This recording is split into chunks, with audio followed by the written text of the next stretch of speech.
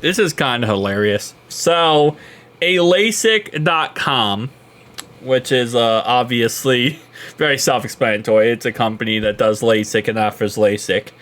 They like to do this every single week with the football games. They'll post like obvious holding calls or obvious calls that were missed. And they'll say better vision, better calls.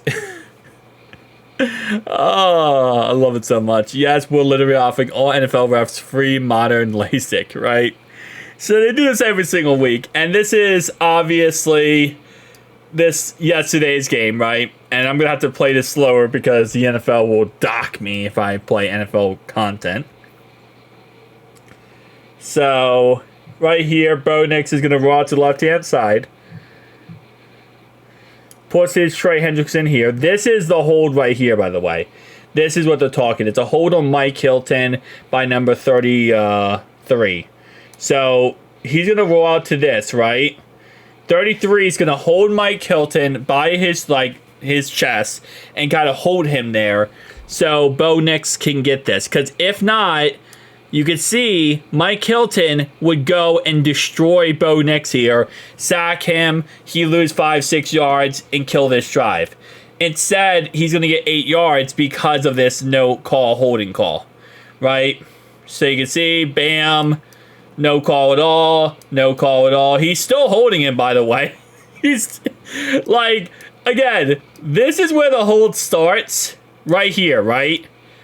The hold is still continuing. Still continuing. Right? Okay, this is where the holding stops. Right here. You know what's holding is when the defender is trying to, like, pull off, and he's putting his hand up like, hey, I'm trying to get away from this guy, and the guy is still holding the player in place. You can block a player, you can't hold a player in place. That's the NFL rule. You can block him, you can get in his way, you can try to stop him, but you can't hold him from pulling off and running after the ball carrier. That's the exact definition of holding, is when this happens, that usually blatantly will always get called. Because what the guy is doing, he's grabbing the left shoulder pad right here of Mike Hilton, and he's grabbing the right shoulder pad and holding him there. You can't pull a player back. So, in the end, listen, there are missed calls on both sides for us and for them. For us, it's always way more just because the NFL hates us and they're always not going to call things that are blatantly obvious. That helps us. They love to absolutely royally fluff us over. But there was a couple missed calls that they could have called on us in this game versus the Broncos. The referees were very, very nice to us in this game.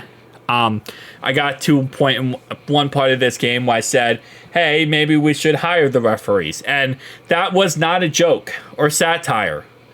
Like, the referees from this game, I would like to hire them as full-time employees for the Bengals because they do more than the front office has done in the last 10 years in this game. But, again, across the board, okay, we're going to be blatantly obvious here. This was a misholding call. It was, okay? And I just found it funny that a LASIK Twitter page is posting this and talking about this. Obviously, it's a, important game. It's a game everybody's watching, so that's why they're, posting it. If this was just a regular Bengals game, they wouldn't post this. But when it's prime time like this, you're going to post this. But, hey, it is what it is. We won. I'm very happy we won. And that's all that matters in the end. Winning is all that matters. And we're one step closer to the playoffs. So, shout out to the Broncos. Shout out to Brandon Perna. I still feel... I do really feel bad for him. Because if we didn't make the playoffs and we had no chance, I wouldn't mind the Broncos making it. Because, again... Perna, I know he always says that everyone loves his pain and misery. I like it when he's happy, okay? I like it when he's happy. It's an enjoyable period, but hey, it is what it is. Sometimes you gotta take that L in life, and sometimes you gotta walk away with the big fat steaming pile of L. Also, I do want to point this out too. The Bengals Twitter page posted this last night. And it almost got to a point where it was hilariously true.